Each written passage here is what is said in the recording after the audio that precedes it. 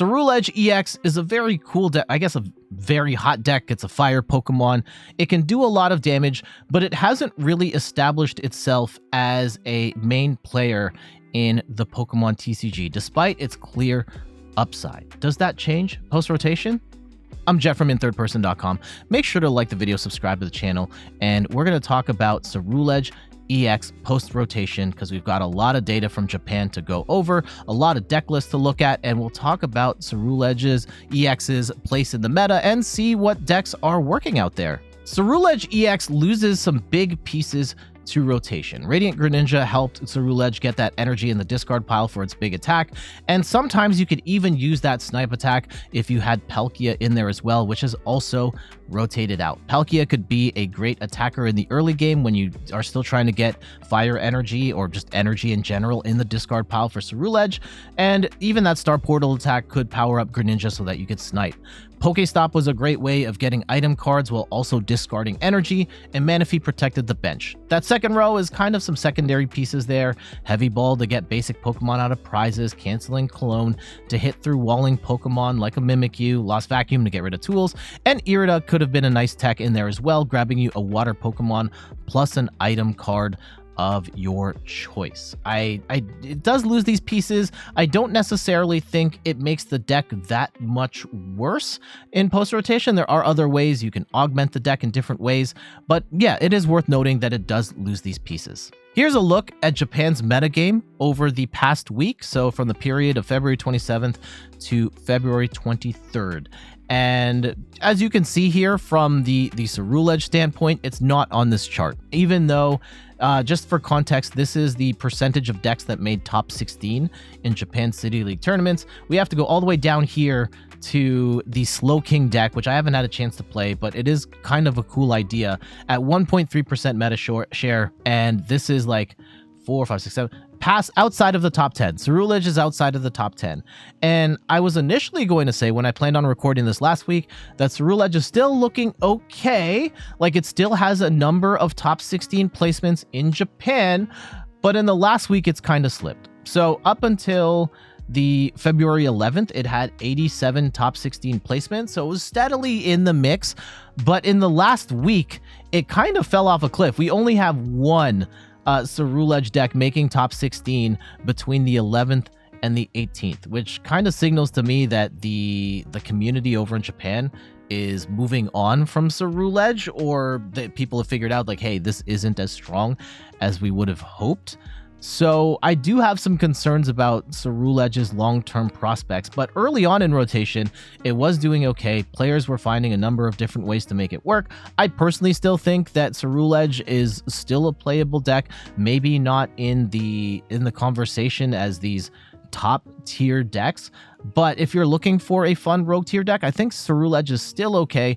But let's go look at what sort of decks Ceruledge decks are currently working in Japan. Let's kick things off with the closest thing I could find to a vanilla Ceruledge list. This one got top 16 on the first day of rotation, and it's pretty much just Ceruledge, and that's about it. We've got our Ceruledge as our main attacker. We're not really looking to attack with the Raging Amethyst attack, though technically this deck can actually do it. We do have Fire Energy, we do have Psychic Energy, and we also have the Luminous Energy, which could be that Metal Energy to do 280 damage and discard all energy from this Pokemon.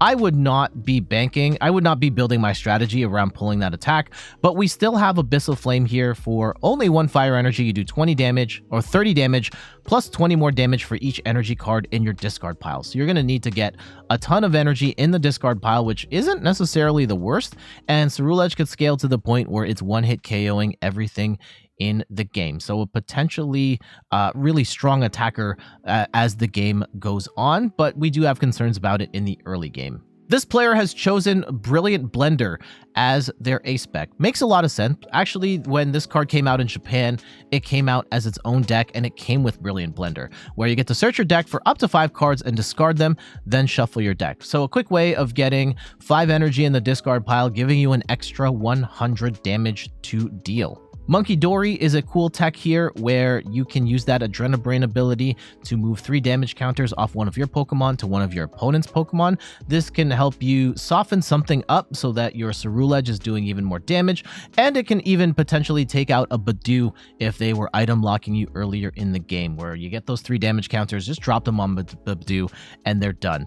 And one of the cool things is that this deck does have a Psychic Energy, which not only works for Ceruledge's second attack, but you also can use it for Mind Bend, where for a Psychic and a Colorless, you are doing 60 damage and your opponent's active Pokemon is now confused. Now, you're probably going to be in a really bad situation if you have to use Monkey Dory's Mind Bend attack, but it can get you out of a jam here and there. The second take on a vanilla Ceruledge deck got second place on November the 1st, and we have a couple of extra techs in here in terms of Pokemon. Of course, the Ceruledge is the primary attacker here, but we do have a single copy of Badoo, where we are using that for its Itchy Pollen attack, where for 0 energy does 10 damage and your opponent can't play any item cards from their hand on the following turn, slowing the game down for your opponent a little bit and hopefully giving you more time to set up your Ceruledge. Fan Rotom is also here. We don't have the Noctowl package, so we're not using it to try and set up colorless Pokemon, but we are using it as an attack. It's a Salt Landing attack for 1 colorless energy, does 70 damage, and if there's no stadium in play, this attack does nothing. So you're going to want to have a stadium in play. We do have 2 jamming towers in order to not only shut off our opponent's tools, but activate this attack, and we have Jet Energy in here, which can launch the Fan Rotom if you don't start with it right away, and you can use this to knock out a Mimikyu, which is something that the Ceruledge can't do normally, and it also can knock out a Badoo as well in the early game, so giving you options to take out some annoying smaller Pokemon. Spicing things up just a little bit is a Revavroom. Now, Revavroom as a draw engine is not bad. We are starting to see this a bit more in competitive decks where that rumbling engine ability lets you discard an energy from your hand and then you can draw until you have 6 cards in hand. So getting a little extra energy in the discard pile while drawing cards is nice, though it is a stage 1 and you're going to have to evolve it, and it can be kind of annoying if it gets stuck in the active because it has 2 retreat cost, though we do have some Jet Energy to try and circumvent that. Here's a card that I'm starting to see in more and more decks. I don't fully understand it, and personally I don't think this card is particularly great.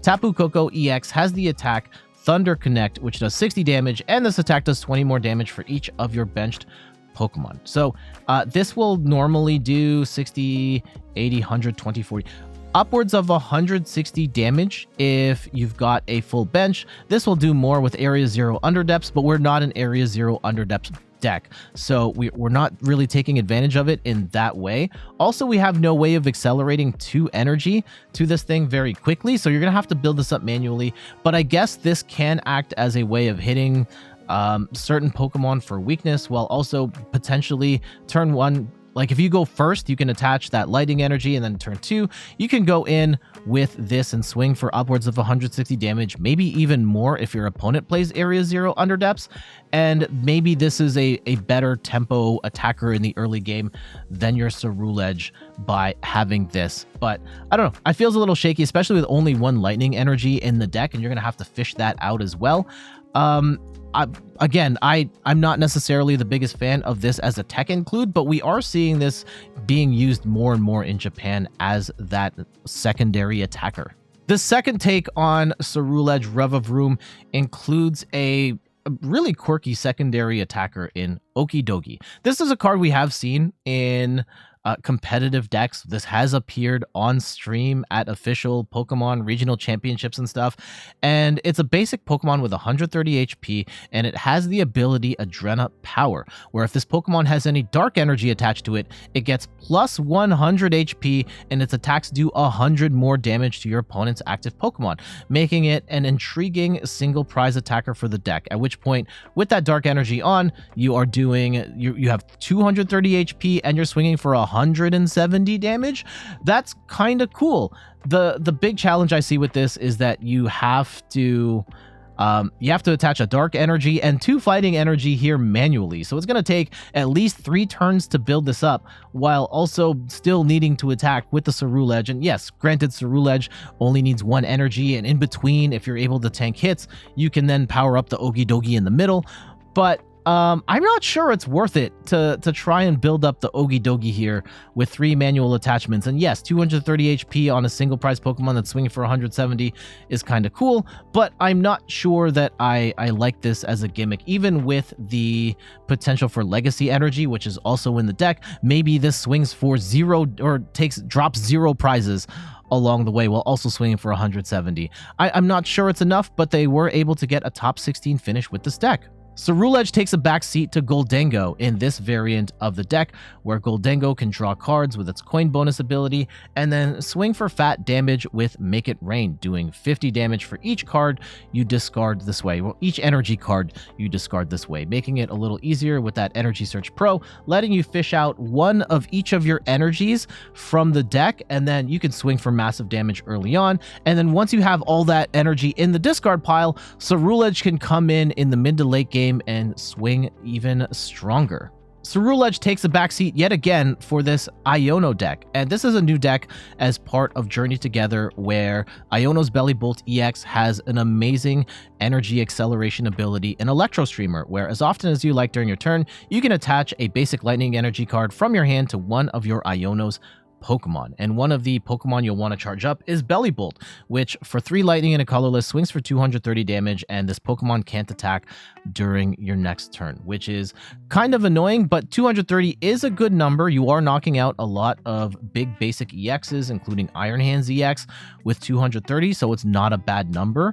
And then we also have the Voltorb in the deck. We don't have the Electro, just the Voltorb, where Chain Bolt does 20 damage plus 20 more damage for each lightning energy card attached to your Iono's Pokemon. So if you've got a lot of energy in play, this Voltorb could swing for massive damage. Iono's Kilowattrel is a unique draw engine to the deck, where you can discard a lightning energy card from the Kilowattrel and then draw until you have 6 cards in hand. So Belly Bolt accelerating energy to all of these different Pokemon gives you some decent attacks while also being able to draw cards. And once all that energy is in the discard pile, then you can come in with the Ceruledge and swing for massive damage. One way that Ceruledge can get additional energy in the discard pile is with Drillbur, where when you bench it, you get to use the Dig Dig Dig ability and throw 3 basic fighting energy into your discard pile. And you've only got 2 Drillburs in here, so you're getting a maximum of 6 fighting energy in there,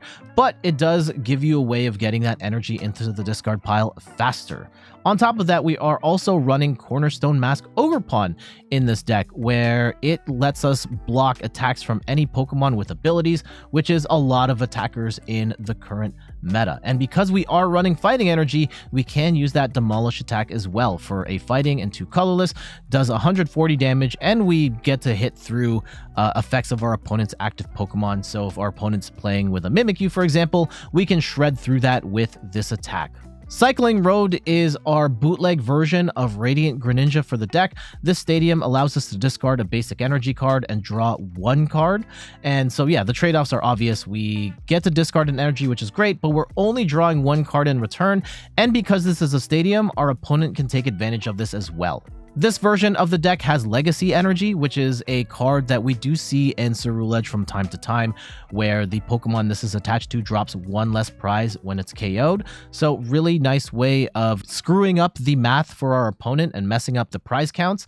And because we will not have Temple of Sinnoh in the format going forward, this is more likely to stick. There are ways in the new format to get rid of special energy, but I don't think people are going to be running that stuff nearly as much as Temple of Sinnoh in the past, so this is more likely to stick. Ceruledge can kind of be like Gardevoir post-rotation in this Zoroark variant, where Zoroark has the Kirlia ability, where, well, technically Kirlia had the Zoroark GX ability, so Zoroark is just taking it back. Trade allows you to discard a card and draw 2 cards. So obviously we're going to want to discard the fire energy or just any energy in general, so that we are also drawing cards while also building up Ceruledge's attack power. This can be kind of annoying if it gets stuck in the active. It has 2 retreat, and we can't actually attack with Zoroark EX in this deck. We don't have any of the other Pokemon or Dark Energy to activate Night Joker, but we do have Jet Energy in the deck to yeet this out of the active if need be. The second take on a Ceruledge Zoroark deck actually gives Zoroark the ability to attack. Not only is there Dark Energy for Zoroark to attack itself, but we do have Pokemon that it can copy, including En's Darmanitan, where we could copy Backdraft, which does 30 damage for each energy card in our opponent's discard pile. So you would punish a Ceruledge in the mirror match really badly, but really we're copying it for Blaze Ball Cannon for 2 fire and a colorless energy, do 90 damage to the active and then 90 damage to one of our opponent's benched Pokemon. Making this even better, you don't necessarily have to use Zoroark to copy this attack. We do have reversal energy in the deck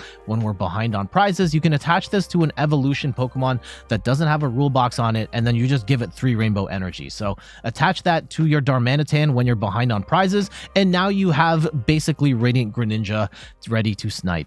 Again, we see that Tapu Koko EX here as a tech attacker of sorts as well. Again, still not my favorite, but I do like the fact that this build has a Crispin in here so that we can build this up in one turn if need be. One more we're going to look at is a build that takes advantage of the fact that Ceruledge is a Terra Pokemon, and this one is with Noctowl. So we've got a 2/2 Noctowl line where when we have a Terra Pokemon in play, Jewel Seeker allows us to grab 2 trainer cards of our choice and put them into our hand, giving us a little extra consistency in our deck when we fish out those trainer cards that we are looking for. We also tech in a Cornerstone Mask Ogerpon. This isn't the first Ceruledge deck we've seen that techs this card in, but it can act as a walling Pokemon, and we can attack with it as well because we have 4 copies of Luminous Energy in the deck. Now, we're going to have to take 3 turns to build this up, but in certain matchups, that might be what we need to do in order to win.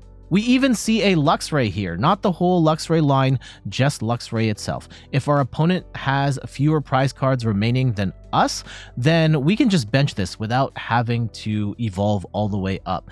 And its Wild Charge attack for a Lightning and 2 colorless does 180 damage, and we do 20 damage to ourselves. But we can power this up with Reversal Energy, so we've got an attacker that is a single prizer that can swing for 180 damage for 1 attachment, and this can be great, especially in the early game when Ceruledge doesn't have enough energy in the discard pile to swing for big damage. Luxray could be our answer. And there we go. That is a look at Ceruledge EX. I was hopeful for Ceruledge to be more of a meta player. Things were kind of trending that way early on in Japan's rotation, but it is kind of unnerving to see Ceruledge slip in the metagame as much as it did this past week over in Japan. Maybe players just got excited for all the new decks coming out. Maybe players in Japan have noticed that maybe Ceruledge just doesn't cut it. I don't know what the answer is, but leading up to this point, we did get to see a number of different Ceruledge decks that have performed decently well in tournaments, and seeing the number of different ways to play it. I would say at the very least, Ceruledge is still a strong and versatile attacker, and there's a number of different ways to augment the deck that I think that it should find its way at some point. Maybe it's not immediately after rotation, but it does have the potential to pop off at some point.